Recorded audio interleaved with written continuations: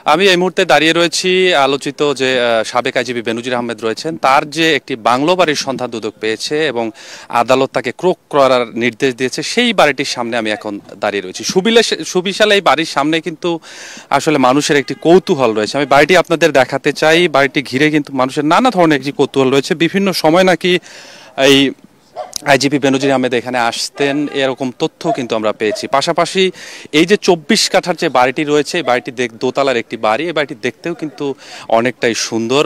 আশেপাশে আসলে এই আবাসিকের মধ্যে দুই একটি বাড়ির মধ্যে এটি কিন্তু সবচেয়ে বেশি দৃষ্টিনন্দন একটি বাড়ি। পাশাপাশি আমি যদি আপনাদের এই মূল গল্পটা বলি, আসলে গত রমজানের পর থেকেই সাবেক আইজিপি বেনজির আহমেদের এই সম্পত্তি নিয়ে কিন্তু একটি সংবাদ মাধ্যমে সংবাদ, এবং তারই প্রেক্ষিতে বিভিন্নভাবে দুদক এই অনুসন্ধানের নানান ধরনের তার সম্পত্তি নির্দেশ, বিশেষ করে শত শত বিঘা জায়গার কিন্তু পান এই অনুসন্ধানের দুদক পান। পাশাপাশি শুধু যে শত শত বিঘা জায়গা সেটি নয়, বিভিন্ন জায়গা তার ফ্ল্যাট শুধু যে রাজধানীর মধ্যে তাও কিন্তু নয়, দেশের বিভিন্ন জায়গা। অর্থাৎ গতকালকেও কিন্তু বান্দরবনে এই আইজিপি বেনজির আহমেদের যে 25 একর জায়গা রয়েছে, সেটিও কিন্তু স্থানীয় জেলা প্রশাসন অর্থাৎ বান্দরবন জেলা প্রশাসন সেটি কিন্তু ক্রোক করেছে। এর ধারাবাহিকভাবেই কিন্তু আদালত যে নির্দেশগুলো দিয়েছেন সেটি বাস্তবায়ন করছেন দুদক। আমি যদি আরো একটি ডিটেলসকে আপনাকে বলি, গত 23 এবং 26 মে 2 দফা কিন্তু বেনজির আহমেদ এবং তার পরিবারের সদস্যদের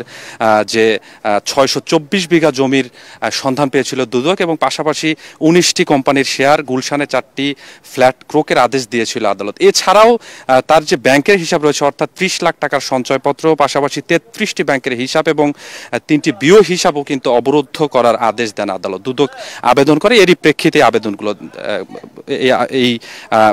এই যে ক্রোক করার নির্দেশ দেয় সেটি বাস্তবায়নে নামে দুদক। পাশাপাশি হচ্ছে আদালতের যে আরো পরবর্তীতে আরো নতুন করে যে অর্থাৎ 13 জুন আরো একটি আদেশ দেয়। অর্থাৎ এই 13 জুনের আদেশের মধ্যে নারায়ণগঞ্জের অর্থাৎ আজকে আমি এই মুহূর্তে যে বাড়িটির সামনে রয়েছি সেই বাড়িটির 24 কাঠা জমি সহ ক্রোক করার আদেশ, পাশাপাশি গুলশানের 3 কাঠা জমি, রাজধানীর বাড্ডায় 13.66 কাঠা জমি ও রূপায়ণ মিলেনিয়াম স্কুলের 3075 বর্গফিট আয়তনের একটি সুবিশাল অফিস ভবন বান্দরবনের নিজ দলিলে রাখা, যেটি গতকালকে ক্রোক করা হয়েছে 25 একর জমি। পাশাপাশি রাজধানীর উত্তরায় ফ্ল্যাট, আদাবরের পিসি কালচার এলাকায় তার স্ত্রীর নামে 6টি ফ্ল্যাট, এগুলো কিন্তু ক্রোক করার আদেশ দিয়েছে গত 13 জুন আদালত এই আদেশগুলো দিয়েছেন। তারই প্রেক্ষিতে তারই ধারাবাহিকতায় বলতে গেলে দুদক কিন্তু আরো অনুসন্ধান চালাচ্ছেন এবং অনুসন্ধানের মধ্যে এই যে সম্পত্তিগুলো আছে সেটি ক্রোক করে।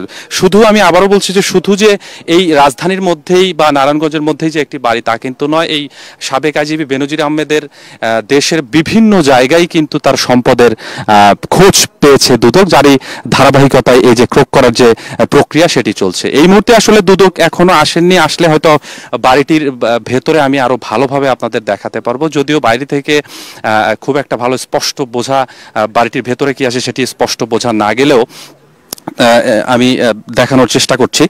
তবে এখানে যে এই বাড়িটি, এই বাংলোর সামনে যে 2 জন কেয়ারটেকার রয়েছে তাদের সাথে আমি কথা বলেছি, তারা আসলে নিশ্চিত করে যে একজনের সাথে কথা বলেছি তিনি আসলে 1.5 মাস আগেই হাউজিং সোসাইটি আলোচনার পরেই আসলে এখানে নিয়োগ হন, এবং আগে যে ছিলেন তিনি আসলে কথা বলার মতো পরিস্থিতি আমাদেরকে তৈরি করতে দেননি। তো সব মিলিয়ে দুদক টিম এখনো আসেননি, আসলে আরো ভালোভাবে আমি বাড়িটির ভেতরে আপনাদের দেখাতে পারবো।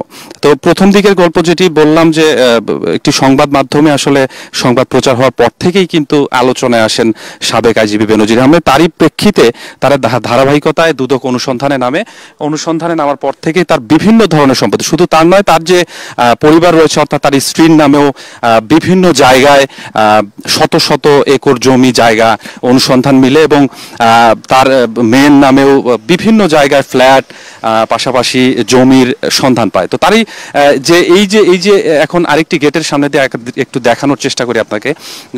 এই যে দেখছেন এটি দ্বিতীয় একটি গেট। এই বাড়িটি কিন্তু দারুণ একটি দৃষ্টিনন্দন একটি বাড়ি, যেটি অনেক দূর থেকে এই বাড়িটি দেখা যায়। যদিও এই আবাসিকের মধ্যে অর্থাৎ যে আনন্দ হাউজিং সোসাইটি রয়েছে আবাসিকের মধ্যে কিন্তু খুব একটা বাড়ি যে রয়েছে তা কিন্তু নেই, অল্প সংখ্যক বাড়ি, হাতে গোনা বাড়ি। তার মধ্যে এই বেনজির আহমেদের 24 কাঠায় সুবিশাল দৃষ্টিনন্দন একটি বাড়ি। এখানে তিনি আসতেন এমন তথ্য কিন্তু আমাদের কাছে এসেছে, তবে কখন আসতেন বা কিভাবে আসতেন এইগুলো আসলে কেউ কেউ আমাদেরকে এখন স্পষ্টভাবে বলতে পারেননি। তো সব মিলিয়ে দুদক টিম আসলে তারা রাস্তায় আছেন, তারা যদি আসেন আরো ভালোভাবে আমি আপনাদের দেখাতে পারবো। এখন বাড়িটির চিত্র আপনারা দেখলেন।